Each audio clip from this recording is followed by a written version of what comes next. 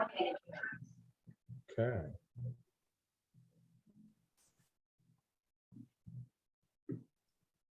Good morning, everybody. Morning, Dennis. Good morning. My name is Dennis Boyd, and I'd like to welcome you to our webinar this morning. I'm admitting people. Hang on here.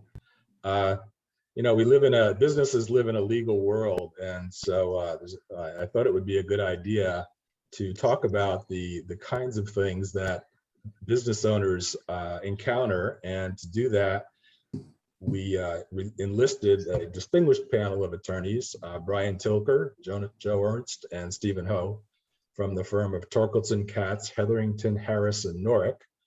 And they're going to share their knowledge with us today. So just welcome everybody. We're going to do a few introductory slides, and then we'll launch into the presentation. Okay. As I said, I'm with the Small Business Development Center, and I'm the West Hawaii Director, and we have offices on all of the major islands, and we cover the entire state.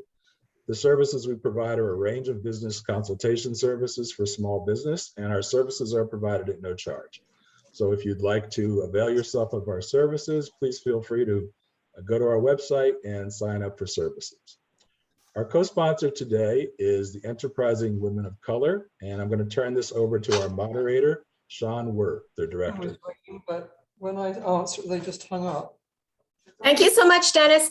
Hi, everyone. One housekeeping, if we can, if everyone can mute unless you're presenting, we'd really appreciate that. Thank you. Yeah. Thank you. If you can, thank you very much. Thanks, Dennis. It's been a pleasure to work with you and put together this panel. Just a few quick words about my new center. We are the Enterprising Women of Color Business Center at the YWCA Oahu, and our whole goal is to facilitate minority women-owned business growth with federal, state, and private contract opportunities. We're a no-cost service and programs to all U.S. states and territories, and funded by the U.S. Department of Commerce, actually one of 5 new centers across the nation. So as you can see on the slide, we offer a number of things to help these businesses grow, including certification training and one-on-one counseling. So all you have to do is just go on our website. And at the end, I believe Dennis and I, both our centers, have our website addresses, and we'd invite you to check them out. One thing is we do have a number of slides today. No worries, because these slides will be made available to you in PDF shortly after the webinar. And as you already know, we are recording this webinar so that it can be made available to you as a reference, and for those who are SVP'd who for whatever reason don't get a chance to view today. So thank you for joining us. With that, I'd like to go ahead and introduce our 3 speakers. They are each a director of the law firm, Torkildson, Katz, Hetherington, Harris, and Knorek. I'm sorry, Dennis, I forgot we had housekeeping items. If you don't mind going back one slide. So we've already covered, if you can please mute yourselves, that would be wonderful. And if you have any questions along the way, please pop them in the chat. We will try to get to them as time allows. And most importantly, perhaps for our attorneys today, the info today does not constitute legal advice. Please seek an attorney for your particular legal matter. This is for informational purposes only, and we're pleased to bring that to you. Thank you, Dennis.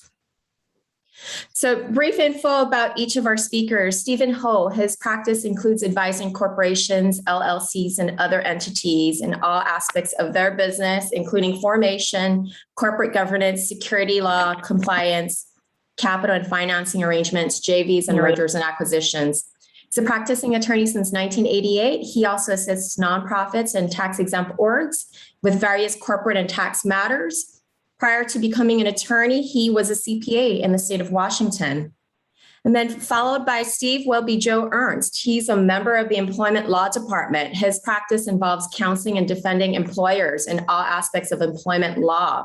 Selected to the Hawaii Super Lawyers Rising Stars list from 2014 to 18 and Honolulu Magazine's 2021 Best Lawyers list. He's recognized as a leading employment lawyer in Hawaii. Followed by that will be Brian Tilker. He concentrates his practice on business and employment litigation and has represented clients in matters involving breach of contract, fraud, unfair business practice claims, condominium disputes, trademark infringement, mass torts, toxic torts, real estate, tax controversies, wage and hour discrimination cases, and retaliation, amongst many other matters. Prior to joining the firm in 2011, he practiced law in New York City and worked in the litigation department of a major international law firm. So thank you to our speakers. If we can go to the next slide, please, Dennis. We'll start off with Steve Ho, who will be covering corporate structure and transactions. Steve, the floor is all yours. Okay, thanks, Sean. Thanks, Dennis. Morning, everybody. So what I'm going to do is talk about different types of business structures, different types of business entities.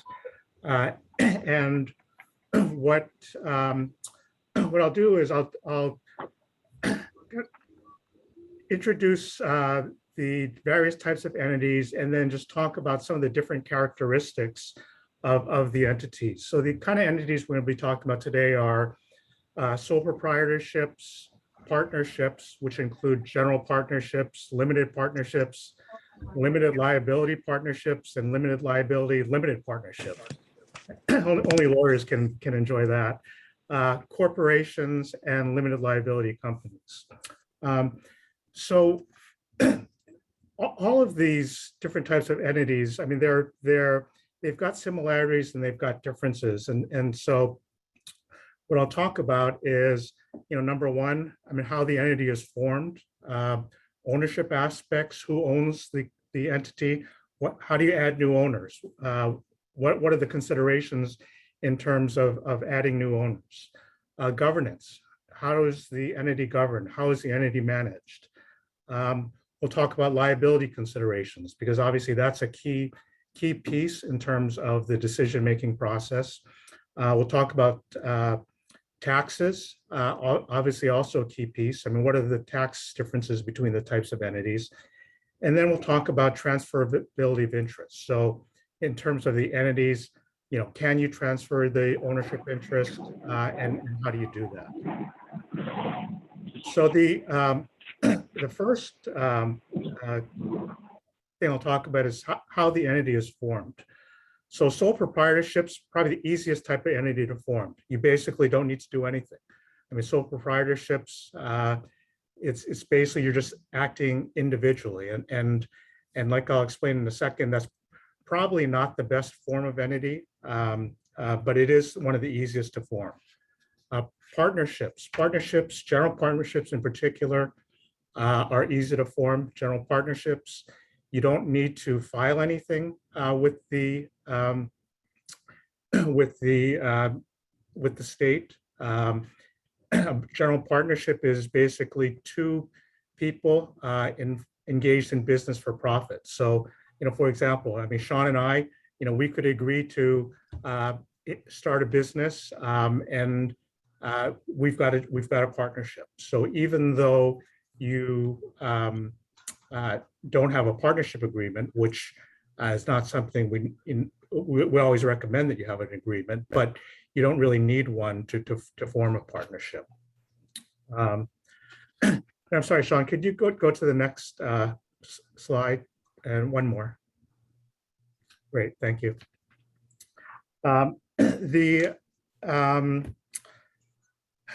There's different types of partnerships, general partnerships, limited partnerships. Again, we really don't see partnerships that often these days. Probably the kind of the reason for forming partnerships have really gone away with the advent of limited liability companies. And so I won't focus too much on partnerships. Like I said, limited liability companies. I mean, those have really taken the place of partnerships. Limited liability companies, in order to form a LLC, you need to file articles of organization with the state. So it's what's called a statutorily created entity. And same with corporations. And corporations, they in order to form a corporation, you need to file articles of incorporation with the state. So in terms of ownership, I mean, all the owners, whether it's a partnership, LLC, corporation, you call them different things. Partnerships, the owners are called partners. LLCs, the owners are called members. And the corporations, the owners are called shareholders. But one of the key considerations in terms of owners is kind of what are the responsibilities of owners. So, and this is, if it's just one owner, really probably not that big of an issue because, as an owner, it's just, if there's just one, it's just you. And so, if you can, any kind of documentation that you may put in place, you can change. But really the issue gets to be is when you've got more than one owner. So if you've got more than one owner, and that could be, at the inception, or that could be, if you've been going a while and you want to bring in new owners, I mean, what kind of things do you need to think about? Well, I mean, first issue is what is being contributed. So what are the owners going to be contributing to the entity? And what, again, could be a partnership, could be an LLC, could be a corporation, but what's being contributed? I mean, are you contributing cash? Are you contributing property? Are you contributing services? I mean, so that's one of the things that needs to be clarified is what is being contributed. Second issue is what's the value of the contributions? Cash pretty simple, right? Cash is cash. But if and property, I mean, if it's real property, you can usually get a fairly accurate value of what's being contributed. But the tough one is if you're contributing services, for example. I mean, what's the value of the services that are being contributed? Or if you're contributing something that doesn't have a easily calculated fair market value, what's the value of that? So that's one of the things that all the owners are going to need to agree upon is, what's the value of the property or services that are being contributed, because that's going to dictate what type of ownership you're going to have. So let's say you have an LLC, you're going to add a new LLC member, and that member is going to contribute services. Well, you need to be clear in terms of, what are the expectations in terms of how much services are going to be contributed, how long. So all of those things really get documented in an LLC, it's called an operating agreement, or in a corporation, it would be called a shareholders agreement. But all of those considerations are documented in that agreement. Again, what's being contributed, what's the value of what's being contributed, and then how much of an interest the new owner is getting when they come in exchange for the value of the services.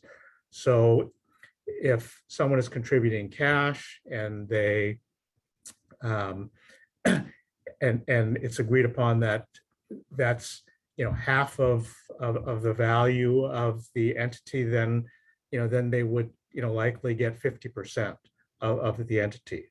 But that's really the consideration that needs to be considered in terms of when you're bringing on new members.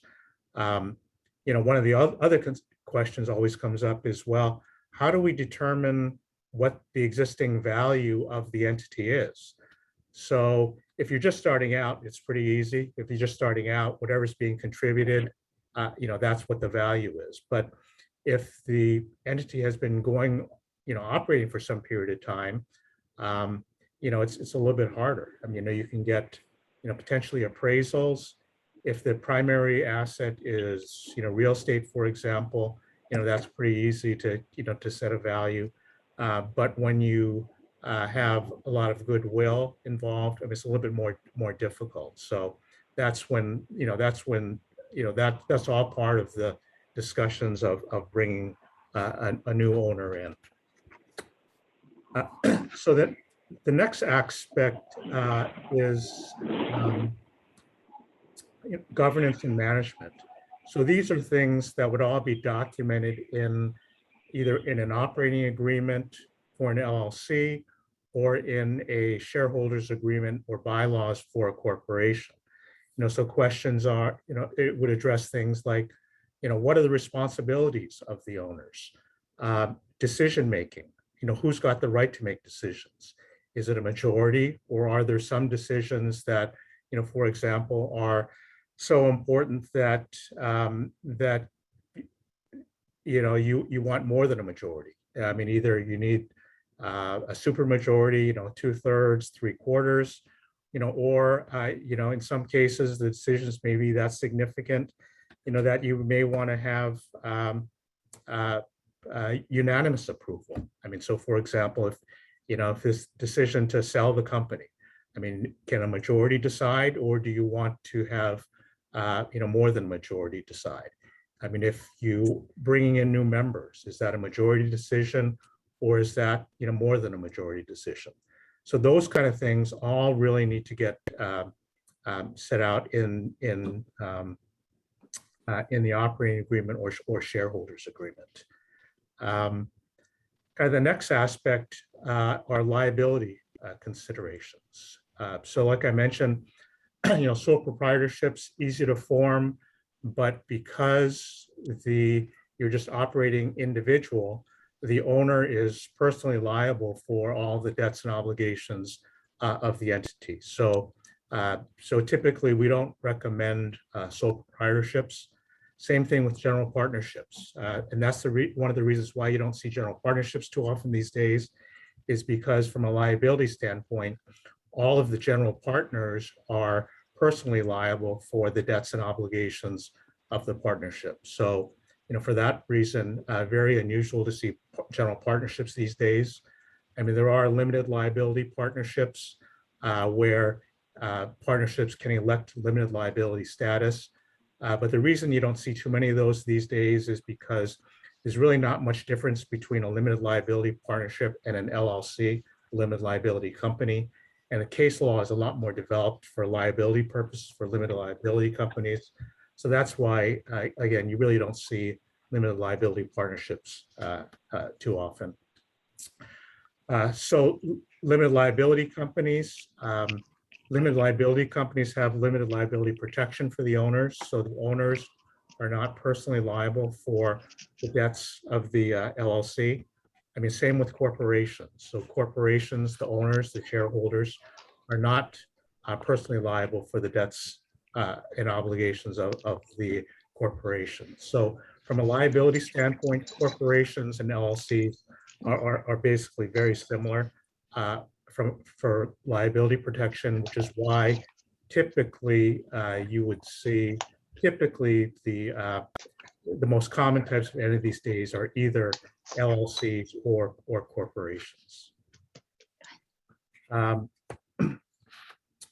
Transferability. So from a transferability standpoint, kind of the general rule is that ownership interests are freely transferable.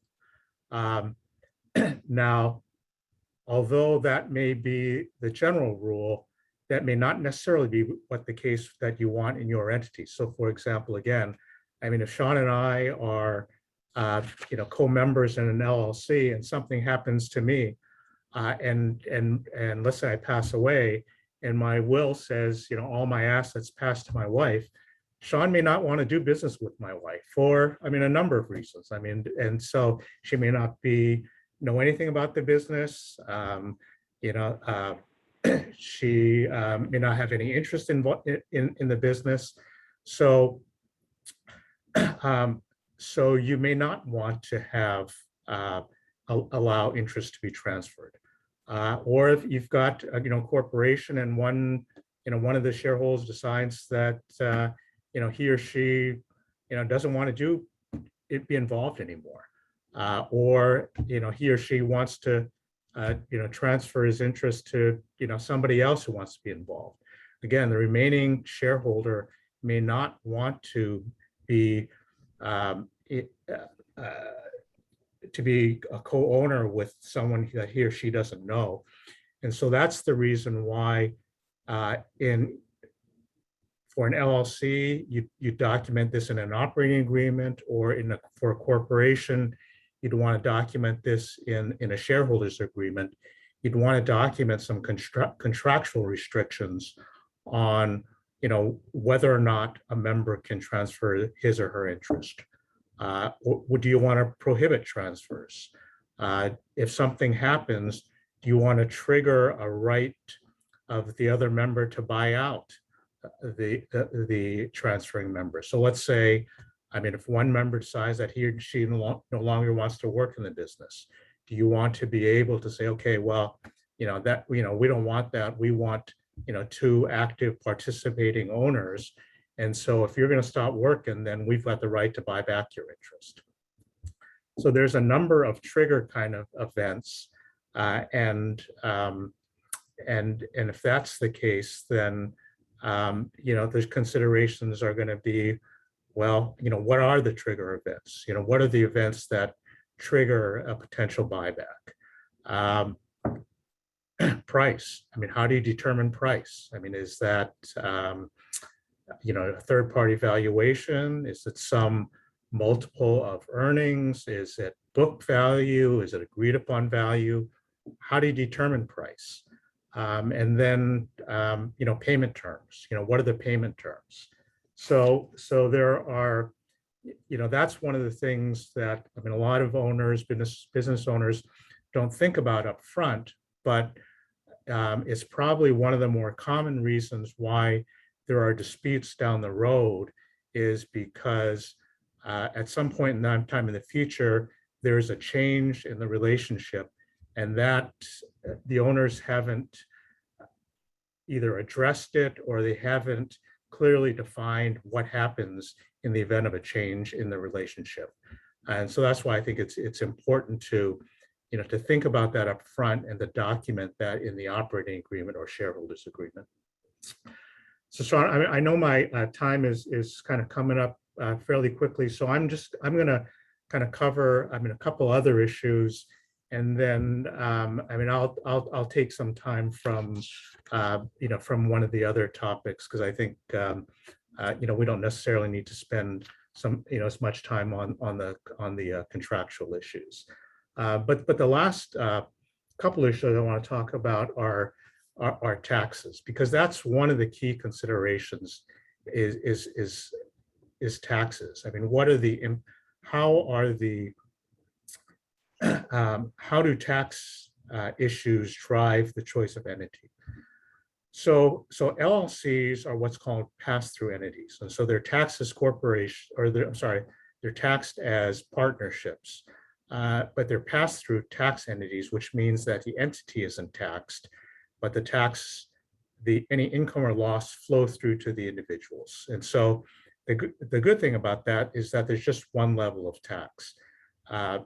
In a second, I'll talk about C corporations, and you'll see where there's potential double layer of tax. And so, but with pass-through entities and LLCs in particular, that's the most flexible. So from a tax standpoint, LLCs are the most flexible from a tax standpoint, which is one of the reasons why business owners like LLCs from a tax standpoint.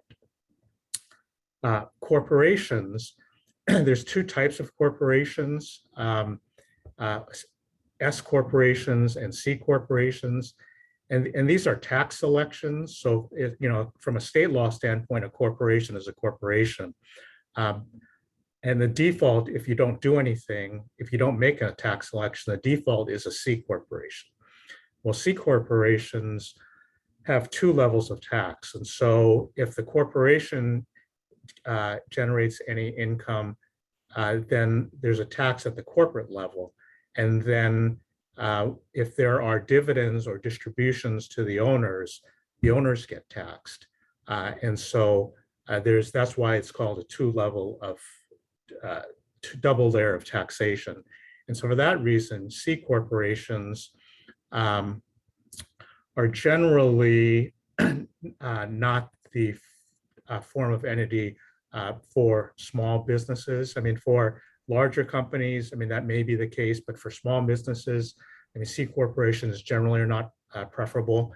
I mean, if the choice of entity is corporations, small business owners would typically elect to be taxed as an S corporation, because with an S corporation, similar to a partnership or similar to a LLC, it's a pass-through entity. So the S corporation doesn't get taxed. The income or loss flows through to the corporation.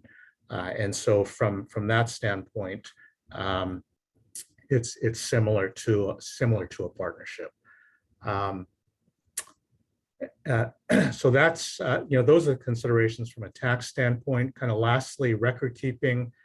I think that LLCs are generally a little bit more flexible in terms of corporate formalities. But for all these type of entities, I think it's very important to make sure that you keep records, you keep the records of the entities separate from the individuals, because one of the reasons that you form entities is for, particularly if you're forming it for limited liability purposes, which presumably you are, is that you want to keep things, you want to show the separateness of the entities and respect the separateness of the entities to prevent creditors from making a claim, what's called piercing the corporate veil, and trying to go through the entities and hold the individual owners personally responsible. So again, very important to keep separate sets of records, separate bank accounts, separate financial records, and even if you are going to, if the owner needs to, pay expenses or I think the way to do it is for the owner to contribute money to the LLC or corporation, and then for the LLC to pay it as opposed to having the owner pay it. You just want to keep the separateness of the entities. Kind of, so there's a lot of information there, but just kind of to summarize real quickly, kind of limited liability is important. And so for that reason, typically choice of entity would be either limited liability company or corporation. And between the two, limited liability companies or limited liability aspects are generally the same. And so you would typically kind of look at tax issues, kind of work with your accountant and see what he or she recommends in terms of, more favorable from a tax standpoint. But typically kind of the decision-making comes down to either LLC or S corporation. So with that, I'll turn it back to Shan and turn it over to the next speaker. Thanks, Steve. I just have one quick question. There seems to be talk, and maybe we've all read about Delaware. Why are Delaware corporations? What's the appeal of that? It may be a long answer, maybe just a brief answer. So the brief answer is if we're talking about small businesses, I would ignore Delaware. So basically, Delaware they have corporate laws that are favorable to corporations. And so a lot of large publicly held corporations incorporate in Delaware because it allows corporations to do things and kind of limits the rights of shareholders. That's really not an issue for small, closely held corporations. If you're a small, closely held corporation, it doesn't make sense to form in, I mean, there's not a big downside, but there's not a lot of upside to forming in Delaware. You might as well form in Hawaii where you're doing business. Thank you, Steve. That was very helpful. Next, we have Joe Ernst, who will be covering the people aspect, employment law. Joe, take it away. Sure. All right. So good morning, everybody. Let's talk a little bit about employment law, and we're going to cover a lot of information I was kind of asked to talk about a lot of separate topics that probably I could spend about an hour, hour and a half each on. So as we go through, some of the slides are pretty detailed, but that's so you can take those away and read them in a little bit more detail and get a better feel for what I'm talking about. Of course, if you have questions, feel free to ask in the chat, and I can kind of explain a little bit more. But with that said, let's go ahead and get started because, like I said, we have a little bit of a short time here. All right, so we're going to kind of cover interview pitfalls, gender discrimination, non-compete agreements, independent contractor issues, and COVID-related issues.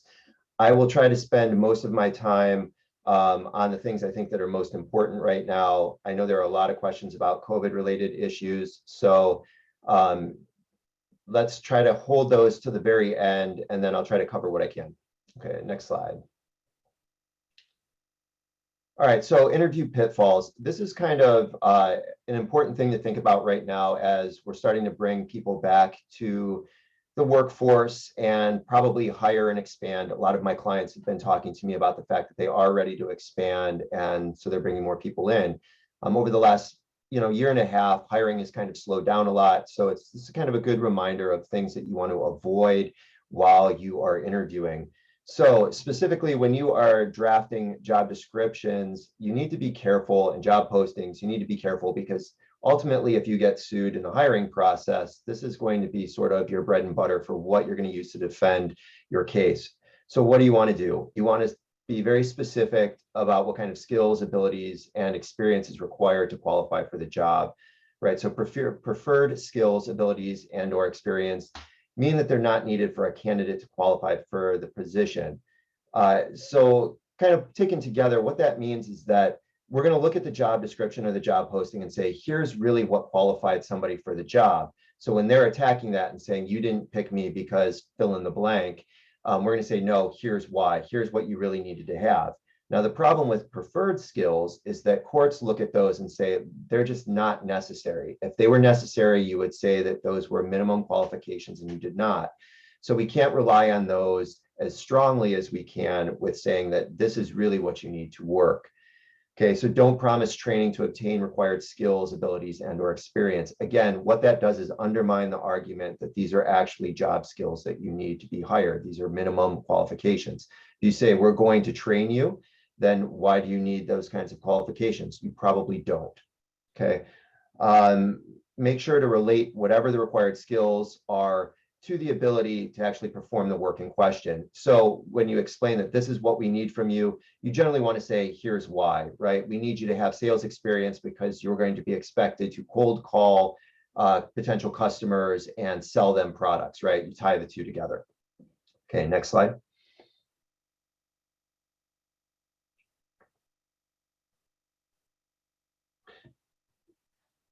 All right, so during the interview process, you want to make sure to avoid impermissible inquiries. And this case that's cited here is kind of an old case now, but it kind of shows the danger of even idle small talk while you're interviewing someone. In this case, I believe that the interviewer as the interviewee said, oh, that's an interesting last name. What kind of last name is that? And ultimately, so they kind of talked about whatever this person's last name was and, where that sort of came from. And, they went through the rest of the interview. Ultimately, the employer did not pick that person. And in looking at it, everybody agreed that the person wasn't actually qualified for the job. However, because the employer asked about where does that last name come from, that's an odd last name or an interesting last name, the Hawaii Civil Rights Commission took the position that that was impermissible because essentially they were asking about the person's ethnicity or national origin, and that created a problem that was, I believe, settled out with this, and it was not a cheap settlement. So, part of what you have to be careful for is don't tread into areas that are protected. While it seems pretty minor to ask, oh, that's an interesting last name, obviously it can accrue significant liability, right? So things that you want to avoid, don't ask whether they're naturalized or a native-born US citizen. That's not important, right? All you care about is whether they're legally entitled to work in the United States. Don't ask about the birthplace of an applicant.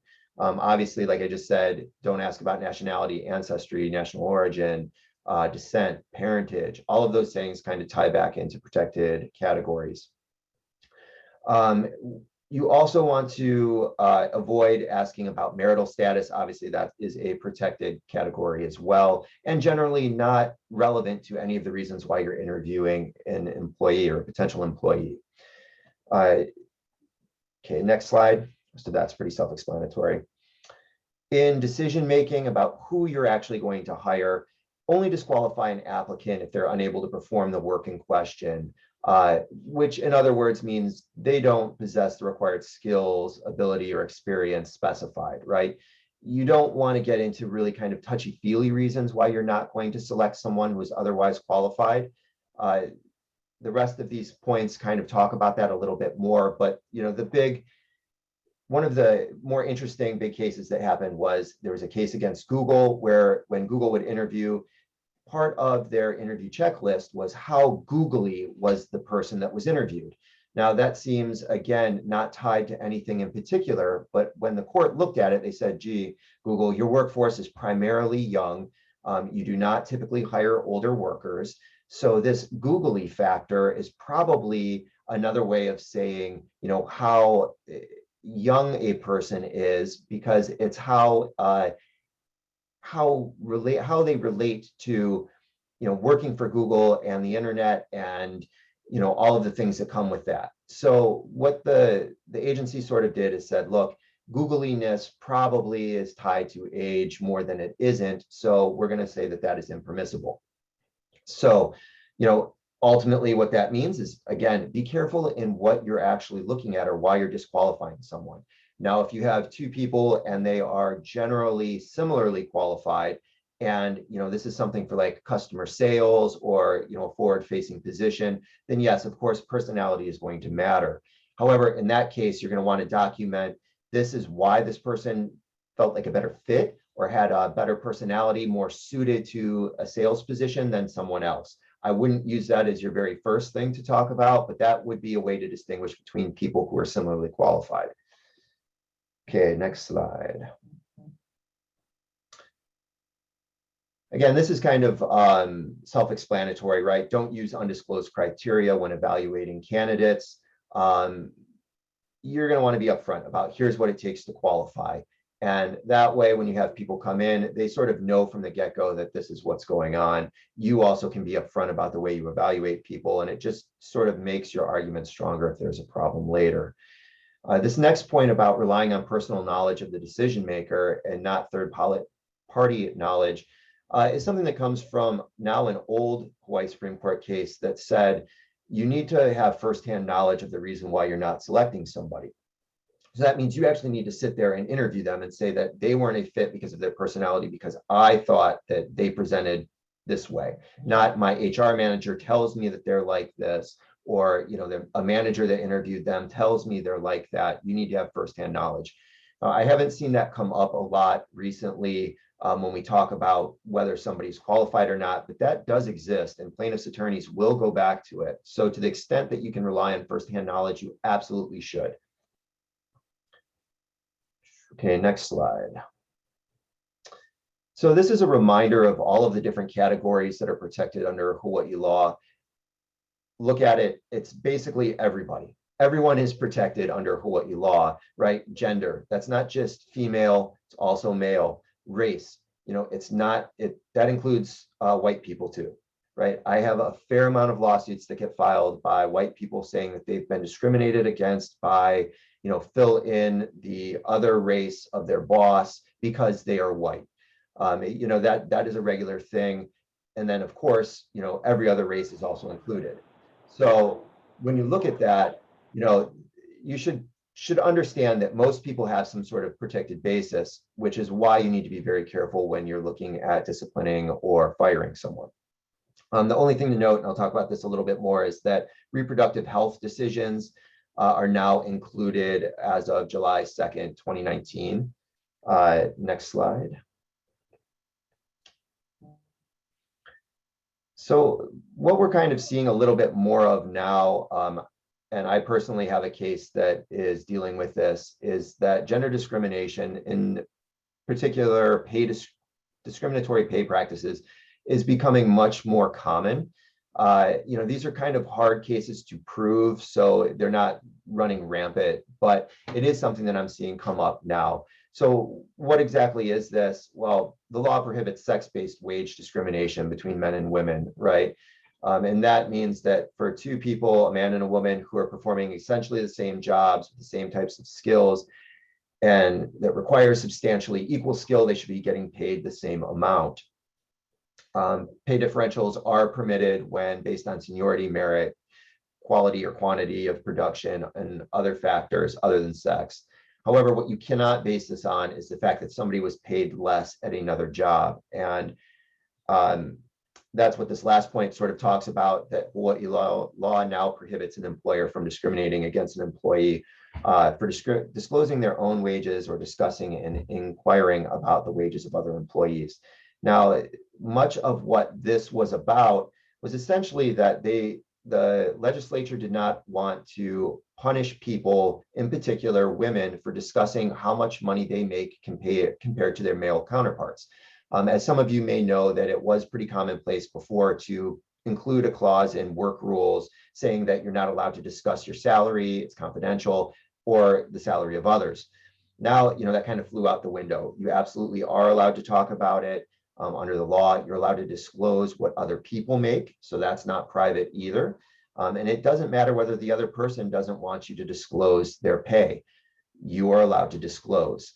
There is some limitation still about that, but that's a little bit beyond the scope of this right now. Okay, next page. So what is this reproductive health decision?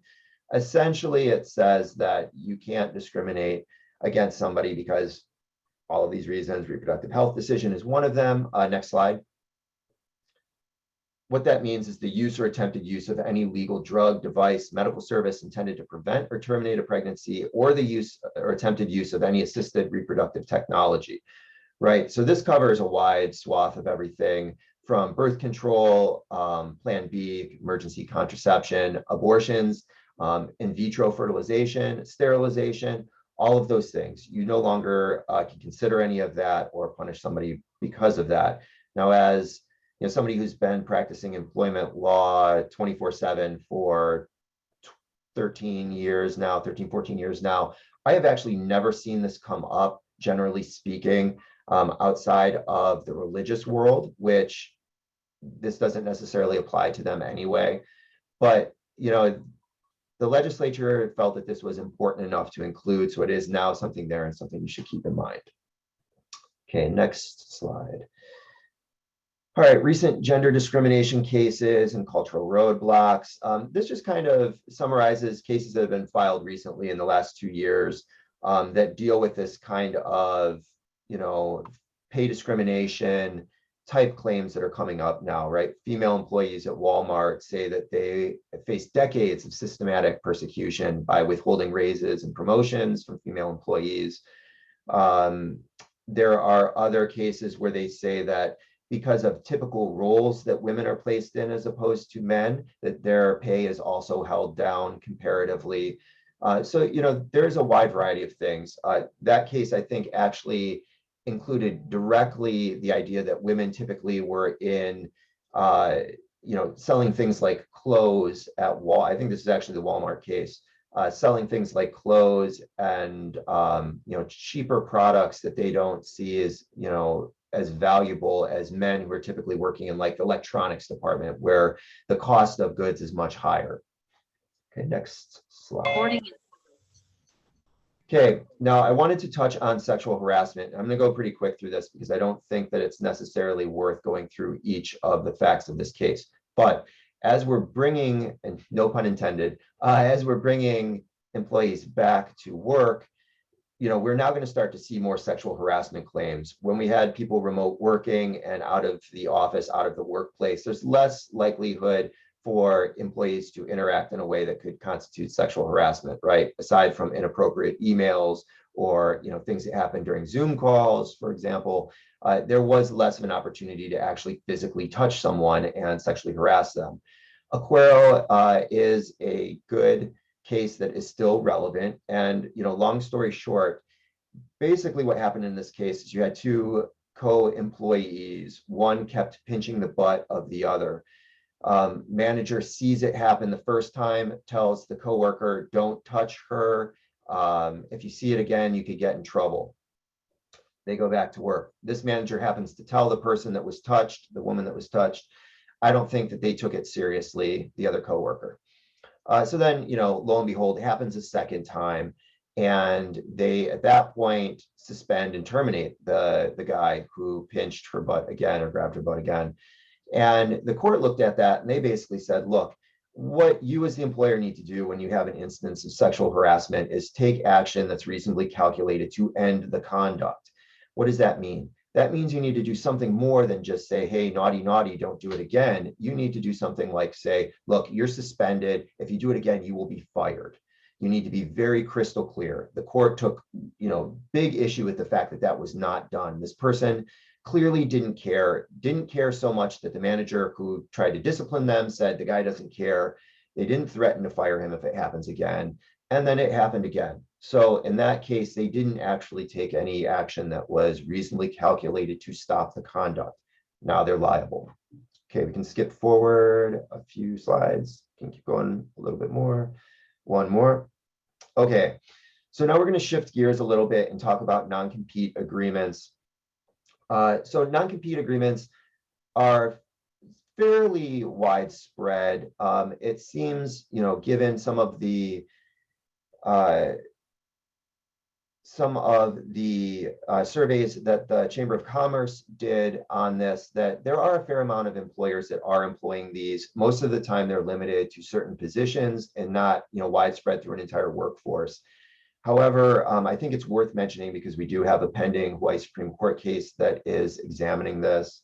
So non-compete agreements are enforceable. However, there is a statute that sort of guides what you can and can't do.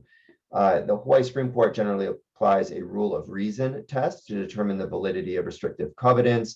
That test is sort of being challenged right now. So this is what has been traditionally used since at least the 1970s. Usually the court looks at three factors, and that is the covenant greater than required for the protection of the person who's benefiting? So that's the employer.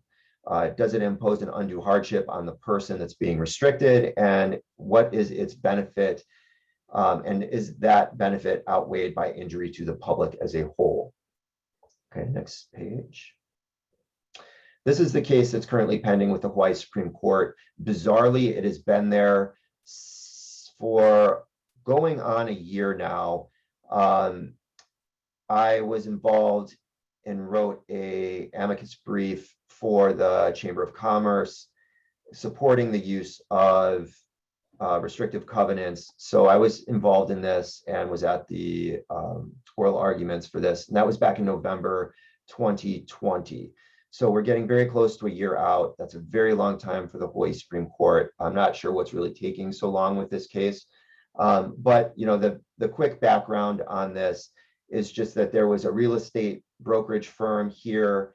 Plaintiff was working there. There was a restrictive covenant that said you're not allowed to compete with us. She quits, opens up a competing real estate agency, and Prudential sued her and said, you're not allowed to do this. You have this restrictive covenant. Lower court kind of goes on this wild tangent and says that all restrictive covenants, essentially all restrictive covenants, all non-compete agreements are illegal. It's very, very limited what you can try to have a non-compete for. ICA looks at that and overturns it. They essentially do kind of that three-part test. They say, look, it's limited to the state of Hawaii where Locations conducts business. It's a one-year duration, which is shorter than is usually can be approved by Hawaii courts. And then the breadth of services prohibited does not overly limit Gagnon from doing her job. Obviously, Gagnon takes issue with that for a variety of reasons. But we looked at that and said, look, the case law is settled on this. As long as everything goes according to the test, you should get the right answer every time. It does not make sense to make non-competes completely defunct. I'm not going to spend a lot more time on this, although I could, because really this gets into antitrust law, and a lot of the case law that's relied on goes back to basically medieval England, because that's where this kind of non-compete idea came out of, and those cases are still cited that are in Latin.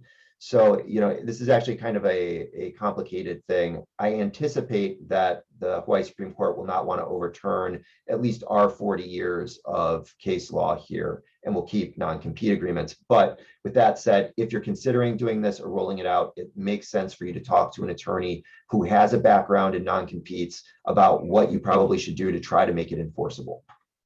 Okay, next slide. This is just kind of a little bit of background too, which may help to explain why the lower court said what it said, right? Biden comes in and he urges the FTC to ban unfair non-compete agreements. That was kind of a big deal and then sort of faded away because it's unlikely the FTC would ever do that in the first place. So non-disclosure agreements, sort of similar to non-compete agreements. Again, what's its purpose? It's to protect information from being disclosed or shared with the public or competitors. What do you need to do if you're looking at that? Generally speaking, you want to make sure that the language is clear regarding who is bound, what's protected, how long the obligation exists, what remedies exist, and then should disclosed information be marked in some way.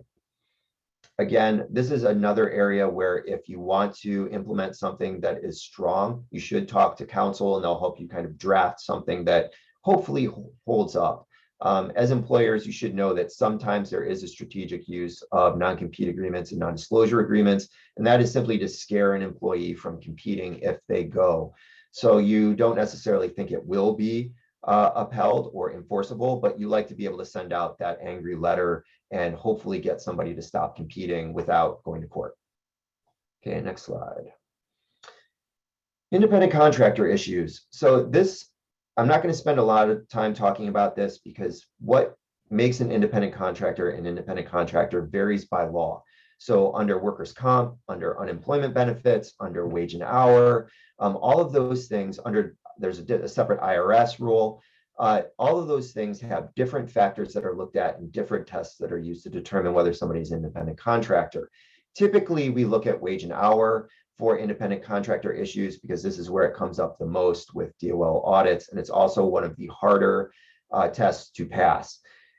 What you really need to take away from this is that having somebody who is truly an independent contractor is very, very difficult. So difficult that the DOL previously issued a public memorandum saying that essentially 99.9% of times an independent contractor is actually an employee. So if the agency itself is saying there is almost never an independent contractor, the cards are going to be stacked against you. After that memo was issued, it was rolled back because they said they felt that it was inappropriate for them to go ahead and make a public statement like that without it being thoroughly vetted and going to the public for comment and going through that entire process. However, the DOL clearly thinks that that is the case, so be careful.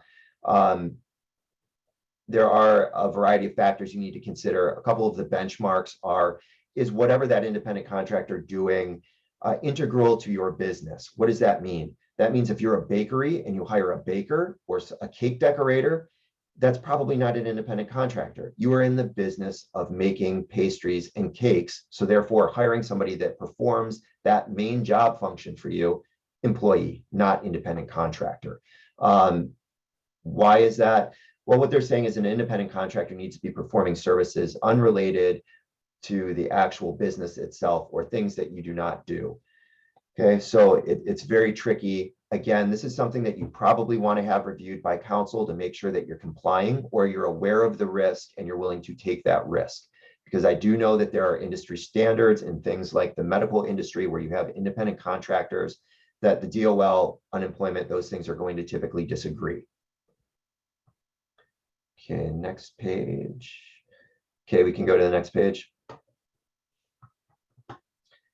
Okay, COVID-related issues. I see that there's a couple questions about independent contractor status and I think NDAs. I'll answer that in a minute. Let me go through this real quick. Okay, so let's cover a little bit of reopening considerations, mandatory vaccination policies, and providing reasonable accommodations. So next slide. Right, so general reopening considerations, right? Just consider, you know, having a plan in place for how you're going to deal with potential COVID infections.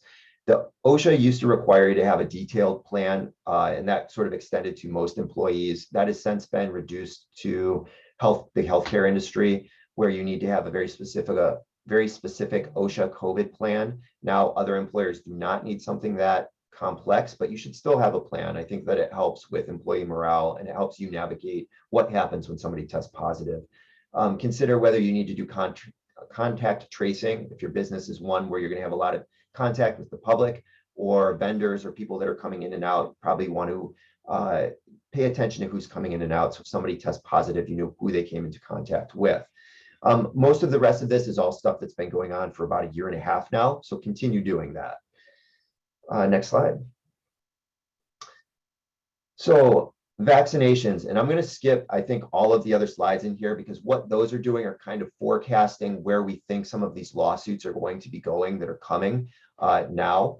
But essentially the way mandatory vaccination policies work is you're allowed to do it. EEOC, Department of Justice, they've all said that you are allowed to have mandatory vaccination policies, but you must always allow for reasonable accommodations for disability or religion. Disability is pretty straightforward, right? You can get a doctor's note saying this person has a condition that means they cannot have the COVID vaccine. Okay, so now you need to engage in the reasonable, to find a reasonable accommodation through the interactive process. And that could be wearing masks full-time, remote work, isolation from other coworkers, you know, perhaps in a private office. There are different things that you can kind of explore. The more problematic one is this religious exemption, because all you need to show is that you have a sincerely held religious belief that precludes you from having the vaccine. What does that mean? That means somebody basically needs to tell you, my religion, my belief means I'm not allowed to have a vaccine. Very difficult for employers to accept that kind of idea. Courts do not want to wade into whether somebody actually believes a religious tenet, okay? So they just assume, and they say that you too should assume that whatever the person is saying is true. Now you can attack credibility and say this isn't consistent with past practice or past things that they've done. They've been vaccinated for other things. Court doesn't buy into that entirely. They say, look, there are varying reasons that people may get vaccinated in the past, like they're afraid to espouse their religious belief. Now that's changed. Now they're willing to tell you that their religious belief precludes that. Now you need to look at it more seriously. You are not allowed to require a member of clergy or a church to provide documentation. You may ask for that. You may not require it.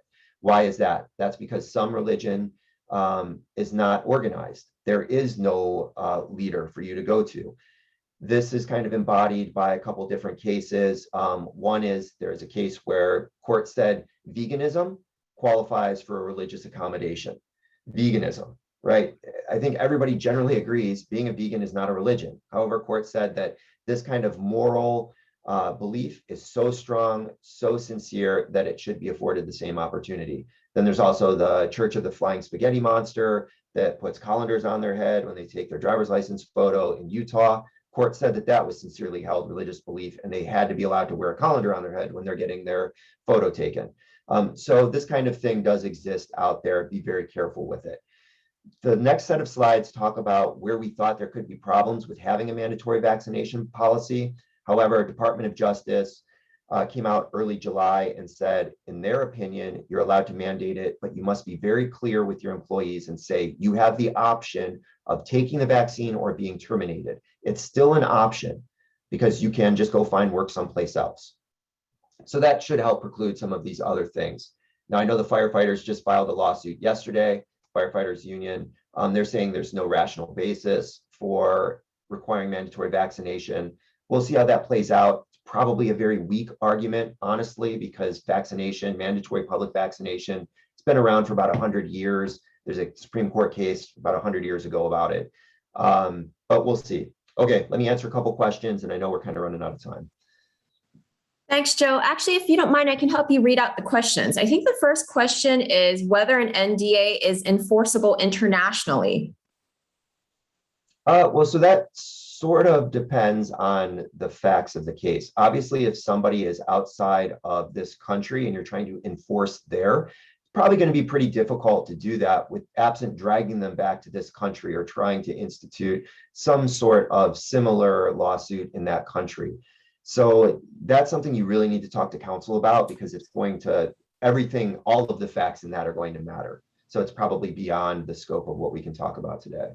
Thank you, Joe. And the second question has to do with being an independent contractor. So if someone has their own company and insurance and my company is paying that company, they're an independent contractor, right? That probably. Okay, I'm not going to say yes for sure. It depends what kind of work they're providing you. But yeah, I mean, usually when you have another company who's going to provide those services, the risk of having an independent contractor problem drops exponentially, because that company probably is not going to go to the DOL or go to the IRS or go someplace and say, I was actually an employee, right? They're providing you with employees. I'm assuming this isn't like a solo person, but you know, in that context, usually you're fine, because that's enough to get you there, and you're just not going to have the DOL or somebody looking at that. The real problem comes when you have a single person who says, look, I have my own business. I'm an HR person who has, you know, my HR business, and I'll come in and be your HR manager because you don't have one. That's going to be an employee. It doesn't matter whether they have their own business. It doesn't matter whether they have their own insurance. And it doesn't matter if you're issuing paychecks to their company and not them individually. That's somebody who's an individual, probably doing work that's integral to your business. You're probably going to have a problem with that. Again, though, this is all risk assessment. If you're pretty confident that that person is not going to go to the DOL if they get laid off or fired, then you'll probably be okay.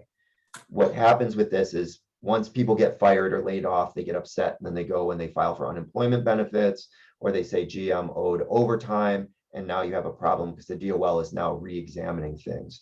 One note that I have seen recently is that when independent contractors went and filed for PUA, for unemployment, they have mentioned that they were doing independent contracting for certain companies.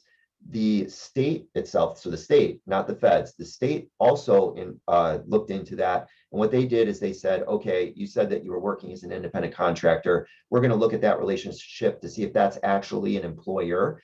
And then we're going to tell that employer that you owe premiums on that independent contractor. I actually had that happen. The person didn't make a claim against the employer, totally unconnected, but the state did come back and say you owe premiums because this person was actually an employee.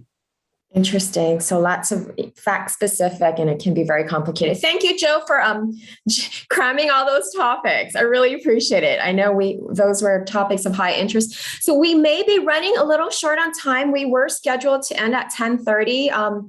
But I, out of respect for the presenters, I don't want you to have to jam it in and talk really quickly. So if we do run a little long, if you're unavailable to stay past 10:30 or so, we will have the slide deck and the presentation recording made available on SBDC's website and our website. So with that said, we'd like to move on to physical space equipment leases. Stephen, please. Okay, thanks, Shan. So I just want to talk, very generally about some contractual issues. I mean, you're running your own business, you're running a small business. You're obviously, going to, run into situations where you may need to enter into different types of contracts. I mean, they may be leases, they may be other types of contracts, and so kind of the intent here. I mean, all these contracts are obviously different, but the intent here is just to talk about some common provisions and some things for you to think about, when you are reviewing contracts. So kind of first type of contract are leases, and in general, we'll focus on space leases, office type leases or retail leases, because those are the most common. And so, all of you that have entered into leases or looking at leasing property, kind of depending on the landlord. I mean, you may be given 5 or 6 page lease, or you may be given a 50 or 60 page lease.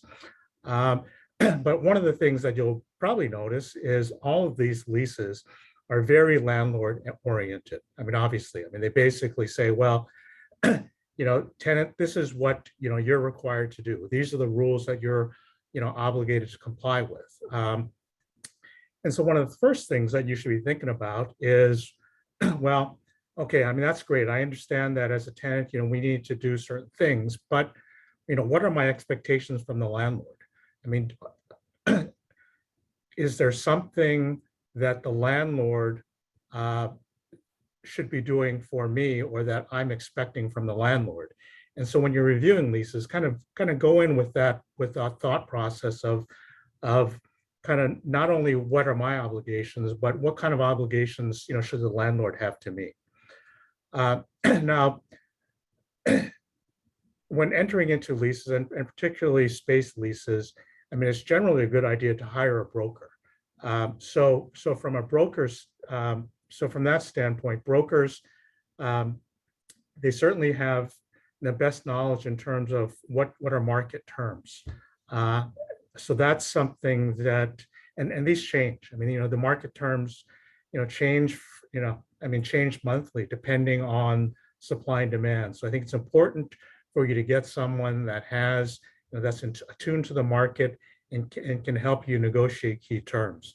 The other consideration is that, most times brokerage fees, the landlord will pay tenant brokerage fees. And so, you may not be, it may not cost you anything to hire a broker. So the process typically is, retaining a broker. The broker will go in, will help you look for different kind of spaces. And then when you start out with is a letter of intent. And what the letter of intent will do is cover some of these key business terms, that are noted here on the screen. So base rent, is the rent fixed during the term? Are there annual increases? Is there some kind of rent renegotiation during the term? So what kind of rent are we paying? Percentage rent. Do we have to pay some kind of percentage rate that's based on our sales? This is more typical for kind of retail spaces in malls. Not you don't usually see this in office type leases, but it's pretty common in mall type spaces. Rent abatement. So landlords will often give free rent. They'll give rent for a certain period of time, 3 months free rent or a month free rent. So again, that's something that will change over time depending on how badly the landlord wants to fill the space. And so that's that's a key consideration. CAM charges. So what kind of common area maintenance charges are we going to be charged? So these are basically operating expenses, the landlord's cost for operating the facility. So in a mall, for example, there's cost of security, there's cost of maintaining the common areas, there's cost of insurance. There's all these different costs that are landlord costs that the landlord passes on to the tenants. And so it's important to understand not only what kind of rent that you're going to be paying, but what are your CAM charges. Improvement allowances. So depending on how long that you are going to be in the space, landlords will often offer tenants a landlord or a tenant improvement allowance. And basically, this is basically some money that the landlord is willing to give to the tenant in order for the tenant to improve the space. So all these are all, base rent, CAM charges, rent abatement, improvement allowance. These are all factors that you should look at as a whole, because what landlords will do is, they'll they may trade some off for the other. So kind of depending on how long the lease is, depending on how badly they want the tenant, depending on kind of what the market is involved, what the market conditions are. I mean, they may be willing to give you a break on the base rent. They may be, but they may not give rent abatement, or they may not give tenant improvement allowance. Or, if you got a long-term lease, where the landlord is, knows that they're going to get a certain rent, they may be willing to give some kind of tenant improvement allowances or some kind of free rent. So these are all factors that you should look at kind of, together when considering considering a particular lease space. Also landlord improvements. So sometimes landlords will be willing to improve certain space, or depending on what the condition of the space is, they may be willing to do certain things, put up a new wall, or do certain type of structural improvements. And then the last kind of key business term is how long is the lease? I mean, so do we want a short lease, or are we willing to enter into a longer lease? Do we have options to extend? And from tenant standpoint, that's ideal, is having a shorter lease with options to extend. I mean, landlords typically want you to commit to a longer term lease. So these are all key business terms that will generally go into the letter of intent. And so if you can have the next slide, please. So other considerations, which aren't typically included in the letter of intent, but are things for you to think about when you're presented with this, 5 or 50-page lease, is what's the permitted use? So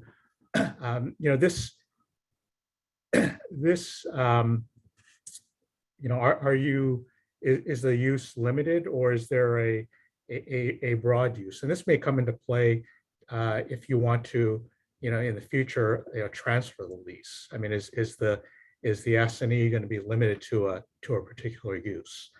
Exclusivity. So particularly in kind of mall situations, if you've got, a particular type of product, you may want to ask the landlord for exclusivity, so the landlord doesn't agree, for example, to lease the space next door to some business that's basically doing the same type of thing. I mean, you see this most typically in kind of foods, food product kind of situations, but sometimes there are other types of exclusivity provisions that landlords will agree to, particularly if it's a smaller type of a strip mall kind of situation. Maintenance and repair, who's responsible for what? Structural improvements. I mean, typically, you want to make sure the landlord's responsible for, structural kind of improvements,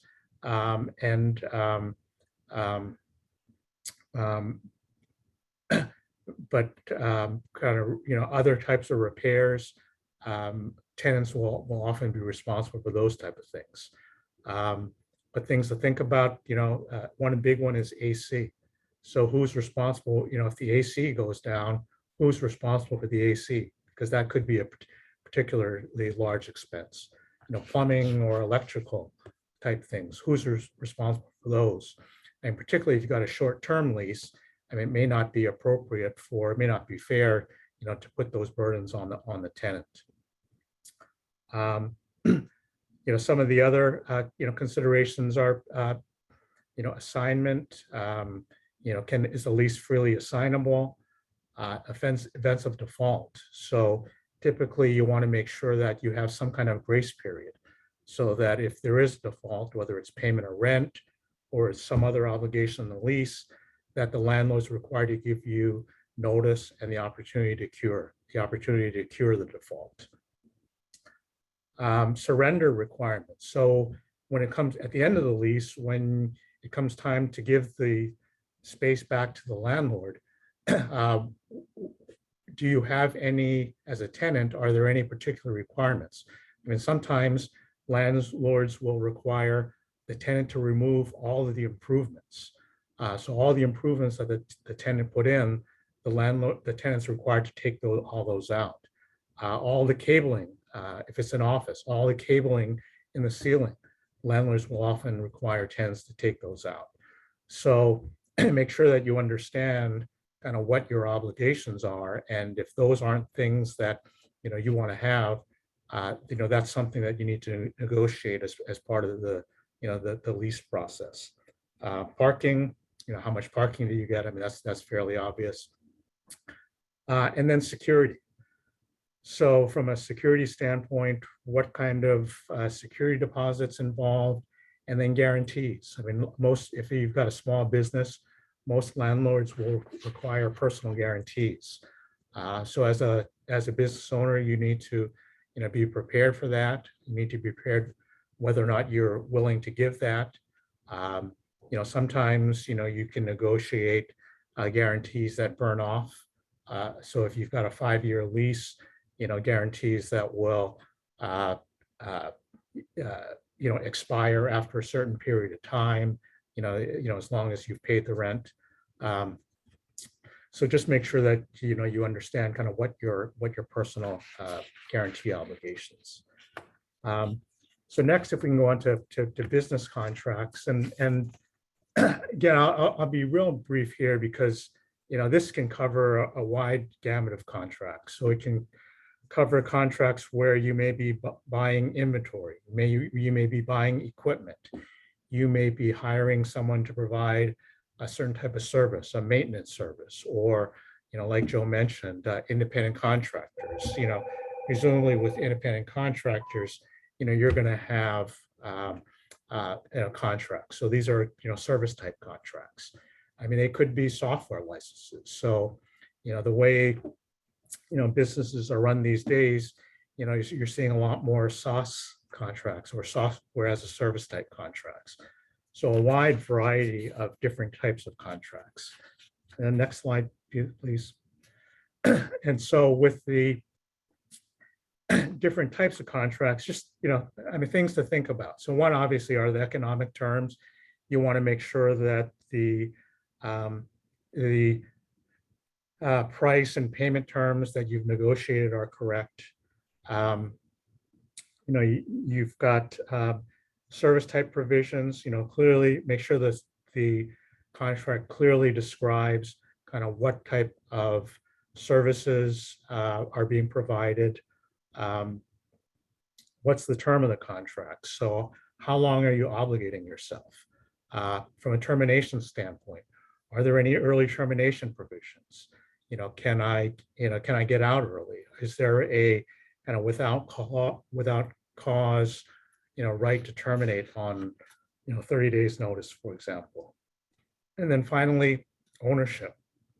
So this is, particularly appropriate in service type contracts. So if I'm hiring an independent contractor to do some type of service and some type of work product, let's say designs, for example. I mean, who owns that? If I'm paying for it, I mean, I would typically want to own the work product, but you need to take a look at the contracts closely, because a lot of these contracts basically say that the service provider owns some of the work product that's being provided. So you want to take a look and make sure that you understand kind of what the contract says, and make sure that that's appropriate to the service or product that's being provided. And then finally, some other kind of considerations, indemnification. So if the service provider or the other party of the contract doesn't do what they're supposed to do, is there indemnification provision?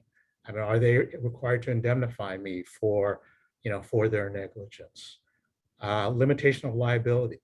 A lot of times you'll see limitation of liability provisions, which, I think you need to be very careful about those. Limitation of liability provisions generally say that, as the other party, the party providing the products or the services, my liability is limited even if I'm negligent. And a lot of times you'll see, liability is limited to the amount of the contract, contract price. Well,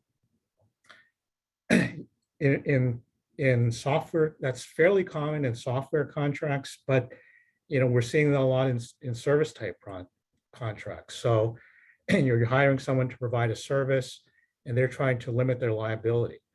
Is that appropriate? I would argue, maybe not. It may not be appropriate for a service provider. If you're hiring someone, to provide a service and they're negligent and they cause you damages, why should they be able to limit their liability? So again, just something to think about, when you review the, what a lot of people consider boilerplate to these contracts. Confidentiality, should the contract be provisions be kept confidential? Just default, what happens if there's a default?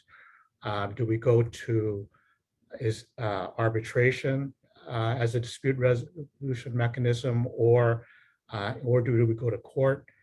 And then finally, choice of law.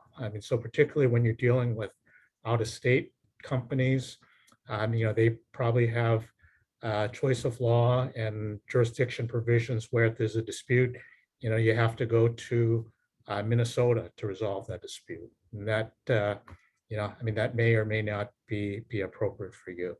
So again, just kind of the take on that is when you're reviewing the contracts, just make sure that you understand kind of the boilerplate and don't just sign a contract, without taking a look at it. So I think that's it for me, and I'll turn it back to Shan.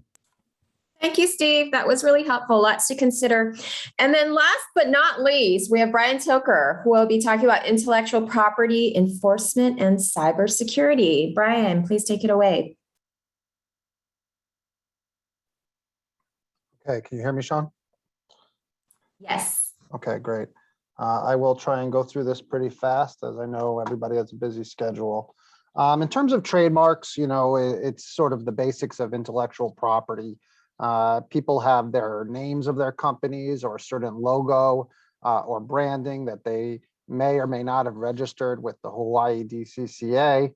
And perhaps you see another company using a logo or a name that you find similar to yours, and they're a competitor of yours, or you are in receipt of a letter or a notice that somebody thinks your name is infringing on their rights in some way. So these things happen, and it's not the end of the world if it does. But there are certain steps you can, of course, take in advance to reduce the chances of that occurring.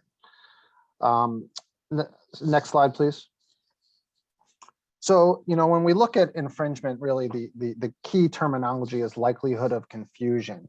The likelihood of confusion in common sense terms is when a mark or two names are confusingly similar. Usually that will be because you are in the same industry or similar industry. So if one company is a hospital and another company is an auto repair shop, it may be that there won't be likelihood of confusion even if the names are almost identical. But if two things touch on each other a little closer, like a restaurant and a coffee shop, and the names are similar or the marks are similar, then a likelihood of confusion could exist. Next slide, please. So what are we talking about when we say likelihood of confusion? Well, this slide will show you some similar marks based on actual cases where they were found to be confusingly similar. As you can see, some of them might not be completely logical right off the bat, but you would have to understand more information about those specific cases. As I mentioned, they're probably in the same market or industry. They may be in the same geographic region. They may be branding their names or logo designs in a similar way. One of the earliest cases I had maybe 15, 20 years ago was we were representing Starbucks against a website called Mr. Charbucks. And Mr. Charbucks was selling coffee online. And it may shock you, but somehow Mr. Charbucks actually prevailed in that dispute and was found to be different enough where people were not confused to believe that that was being sponsored in some way by the Starbucks brand. Obviously, in most situations, you're not going to want to be in court over this. You're going to want to resolve this either informally through the DCCA process, which permits you to file a form to challenge somebody else's mark, or if necessary, to retain counsel to send what is called a cease and desist letter. The last thing you really want to do is be put into court if it can be avoided. This slide here is really going over some of those steps, but in practical matter, if you get a cease and desist letter, reach out to an attorney. If you really feel that you don't want to expend legal expenses, then I think the question you would want to ask yourself is how valuable is this mark to me, and is it worth the fight? Who's demanding it? How much leverage does that other company have? And how difficult will it be for me to change my information? Is it a matter of my company just opened and I can do that pretty easily? Or have you invested so much into it that it needs to be taken a closer look at and decide whether you really need to change your mark? Next slide. Okay, so that's really the nuts and bolts of trademark enforcement. And again, I think just to remind you, there is an avenue on the DCCA website that allows you to request for an administrative review of a mark. Often that will be enough to resolve the dispute. The other thing you should note is that before you even launch a mark, of course, you would probably want to go on the DCCA business name search, or even larger websites like the International Trademark Registration Database, to see who else is out there using your name, your idea. Of course, Google is also available to you. So on a related note, because it involves intellectual technology to a degree, is the recent threat of cyber attacks that seem to be in the news more and more. I wanted to add this to the presentation because I think it's something that you should all be aware of, and is a more realistic, significant threat to each of your businesses than a trademark disputes. So in terms of cyber attacks, what do I mean? I mean third-party criminals hacking into your systems. They may do so by sending one of those spam emails we see all the time. It only takes one employee to click on it to take down an entire company. Things of that nature. Weird forms that you don't recognize that people open and fill out, give confidential information to, all of those things. So what can you do to prevent a cyber attack? Well, sometimes they're inevitable. So really the question becomes, well, what can you do to reduce your exposure if a cyber attack does occur on your company, right? So we call it cyber hygiene. I mean, what are some of the things you can do? You can develop written policies that can be as short or as detailed as you deem appropriate for your company. Those policies can address the password requirements of a company, how an employee is permitted to use a mobile phone that's provided by your company, or a laptop, what websites they're allowed to access, things of that nature. Also, the policies could discuss how you respond if a cyber attack does occur. Who is the point person for such issues? It can explain that you should not be clicking on clickbait and phishing scams and going to random websites during work hours, things of that nature. These policies, can be anywhere from a couple pages to 100 pages long, depending on your business needs. On a more regular basis, from a more practical perspective, you can guide your employees on how to respond when they think there's a threat of an incident or a potential incident. Are you working with a third-party IT company? Maybe you tell your employees to forward that email to the IT company for review. You want to explain to your, for example, even in our firm, we routinely send out emails just to remind people about phishing scams and the types of spam emails that are out there. We send them warnings based on, for example, government agencies that, like the FBI, that are giving warnings about different kinds of scams that have been in the works. So people have a general knowledge and know that the threats are out there. And of course, as a lawyer, we're always trying to just say, well, we did our best to train our employees up on this. We didn't turn a blind eye. So that if there is a data breach and a customer or an employee sues because they believe their rights were violated in some way by having their personal information exposed, you have a record of reasonable steps to avoid a negligence claim. Next slide, please. And I should note that there is a company called Know Before, Know, KNOWBE, then the number 4. And they do offer a lot of kind of model policies, and they'll even do sample fake phishing scams with your companies to see who clicks on them, and then do training to follow up if you don't have time to do that on your own. So in terms of the policies themselves, I mean, I could go on forever about what should be in a policy, but essentially these are the 3 kind of basics. The conditions of use, who gets to access information, how are you protecting the information, how are you limiting the exposure of your network to cyber attack threats. You want in that policy all the applicable laws and regulations, which we'll talk about in a little bit more detail in the upcoming slides. And then, of course, each company has certain factors. Do you give your employees mobile devices? Are you allowing people to work from home? And what considerations do those raise? So at times, having the policies matters more than even what's in them to a degree, because you may not even notice, but you might have contracts with other third parties, all those types of contracts that Steve Ho just went over, that actually require you to have these policies. And so often we all just sign away and say, maybe it won't matter, but it only matters when something bad happens. And then it matters that you didn't honor your contractual obligations to a third-party vendor. Next slide, please. So in terms of legal issues, I mean, what is there to be afraid of? Well, as I mentioned, there's of course a negligence claim, right? And the negligence claim could be that you were negligent in guarding sensitive information. It could be employees' social security numbers. It could be a customer's email address and their driver's license or their credit card. It could be, if it's in the healthcare industry, it could be sensitive, information protected by HIPAA. So that's one way. It's just general negligence. It could be negligence monitoring of threats, negligent training of employees to recognize threats.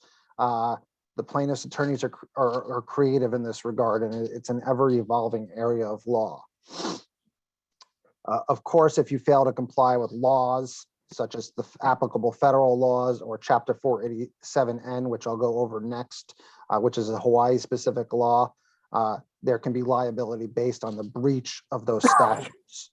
So those are the things to be concerned about. In terms of negligence, this case that they're showing in the next slide is just a good example of a recent case involving a convenience store chain. They disclosed the data breach, but 4 consumers sued and alleged that, but for the negligence of the entity, their materials would not have been lost to the cyber criminals. So the court in that case did find that there was a legal duty because it was retaining credit and debit card information and didn't take appropriate protective measures. Of course, when it comes to credit card and debit card information, you're going to want to make sure that the company you're dealing with is taking all the protective measures for the most part. The less you can take off your plate and put onto the plate of third parties, the better. And then hopefully those third parties will defend and indemnify you to an extent.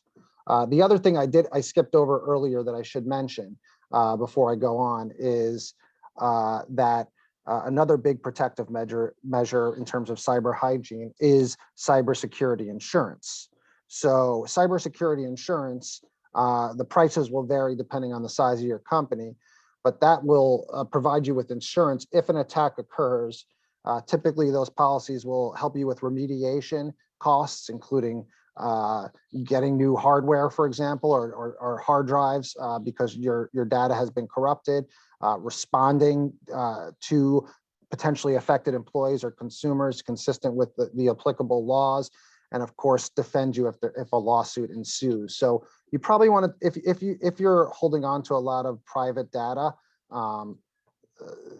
addresses, credit card information, health information, debit card information, other financial accounts, you're going to want to ask your insurance agent, what kind of cybersecurity insurance offerings are out there.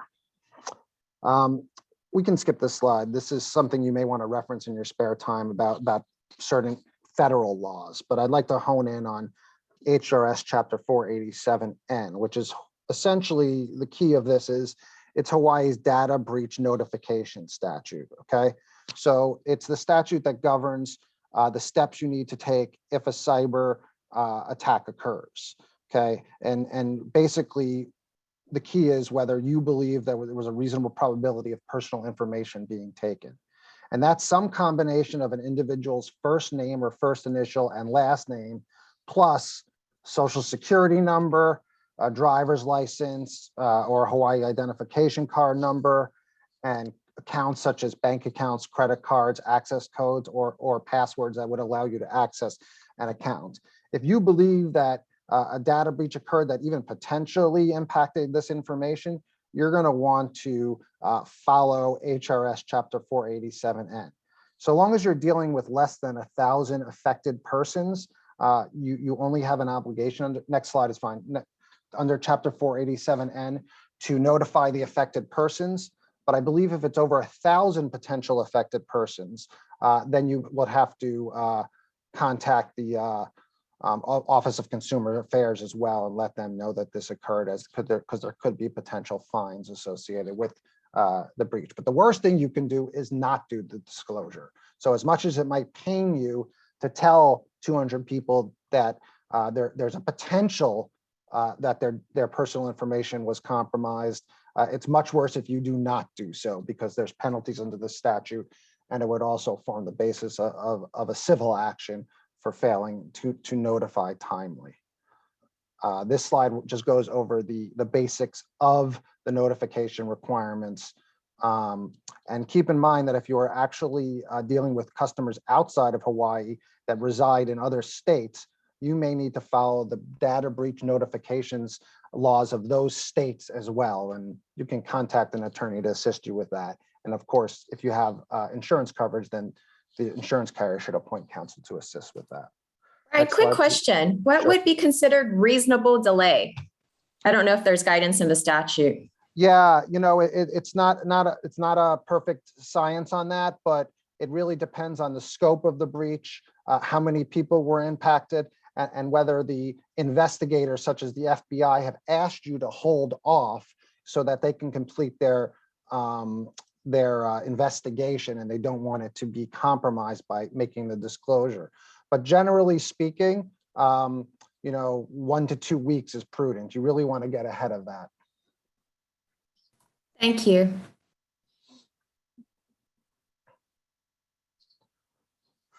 This Chapter 487 and explicitly states the types of notifications and how you can give notification. So if you ever have any doubts, you can go directly to the statute and look at the proper way to do it. However, typically what happens if it's a large scale breach is you're going to be dealing with a company like an Experian who will provide services to ensure that all the mailings go out to the proper entities. If you're doing it on your own though, then you want to follow exactly what is stated in the statute in terms of providing notification. People often ask, well, what happens when they call back and they ask me a million questions? Well, your duty ends after you give the notification. Whether for business reasons you want to provide more than that, or even affirmatively offer things when you give the notification, such as, we're already going to affirmatively pay for each employee's credit monitoring for the next 2 years. You're permitted to do so, but you're not required to do so. Next slide, please. Oh, I like that slide. So any questions on this topic? I'm happy to address. I don't think there are any questions at this time. Thank you so much, Brian. Okay, sure. Let's see. I think we've got one more slide, Dennis. All right. So thank you to all the presenters. This was really a cram course of a number of top legal traps, and I hope we addressed a number of your questions. We'd invite you to check out SBDC website and also the Enterprising Women of Color Business Center website to learn more about our upcoming programs, services. And once again, thank you to the presenters. Thank you to SBDC Dennis for hosting this. And we wish you a wonderful day and invite you to stay in touch. Thank you. Thank you. Thanks, guys. That was great.